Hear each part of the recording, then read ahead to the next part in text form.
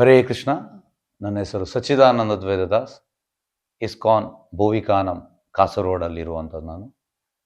ಇವತ್ತು ನಾನು ಕುಲಶೇಖರ್ ಆಳ್ವಾರ್ ಬಗ್ಗೆ ಹೇಳ್ತಾ ಇದ್ದೇನೆ. ಕುಲಶೇಖರ್ ಆಳ್ವಾರ್ ಇದ್ದದ್ದು ಕ್ಯಾಲಿಕಟ್ಟಲ್ಲಿ. ಕುಲಶೇಖರ್ ಆಳ್ವಾರ್ ರಾಮನ ದೊಡ್ಡ ಭಕ್ತ, ರಂಗನಾಥನ ದೊಡ್ಡ ಭಕ್ತ.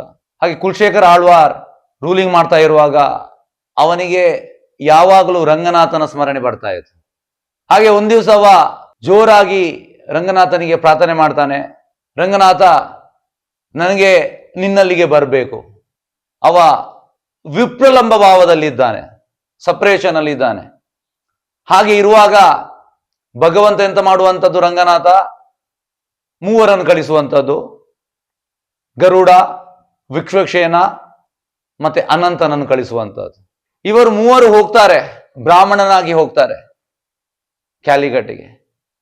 ಅಲ್ಲಿ ಹೋಗಿ ಕುಲಶೇಖರ ರಾಜ ಅತಿಥಿಗಳನ್ನು ಯಾವ ರೀತಿ ಸ್ವಾಗತಿಸಬೇಕು, ಬ್ರಾಹ್ಮಣರನ್ನು ಯಾವ ರೀತಿ ಒಂದು ಸೇವೆ ಮಾಡಬೇಕು, ಇದನ್ನು ಮಾಡ್ತಾ ಇದ್ದಾನೆ. 5 ದಿವಸ ಅವ ಸೇವೆ ಮಾಡ್ತಾನೆ. ಅವರಿಗೆ ತುಂಬಾ ಖುಷಿ ಆಗ್ತದೆ.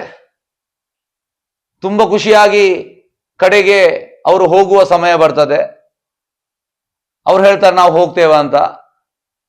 ಕುಲಶೇಖರ ರಾಜ ಕೂಗ್ಲಿಕ್ಕೆ ಸ್ಟಾರ್ಟ್ ಮಾಡ್ತಾನೆ, ರಂಗನಾಥನಿಗೆ ಪ್ರಾರ್ಥನೆ ಮಾಡ್ತಾನೆ, ರಂಗನಾಥ ಇವರನ್ನು ಕಳಿಸ್ಬೇಡ, ನನಗೆ ತುಂಬಾ ಒಂದು ಖುಷಿಯಾಗಿದೆ ಇವರ ಸೇವೆ ಮಾಡಿ. ನೆಕ್ಸ್ಟ್ ಇದು ಪಾಠವನ್ನು ನಾನು ನೆಕ್ಸ್ಟ್ ಎಪಿಸೋಡ್ ಅಲ್ಲಿ ಹೇಳ್ತೇನೆ. ಹರೇ ಕೃಷ್ಣ.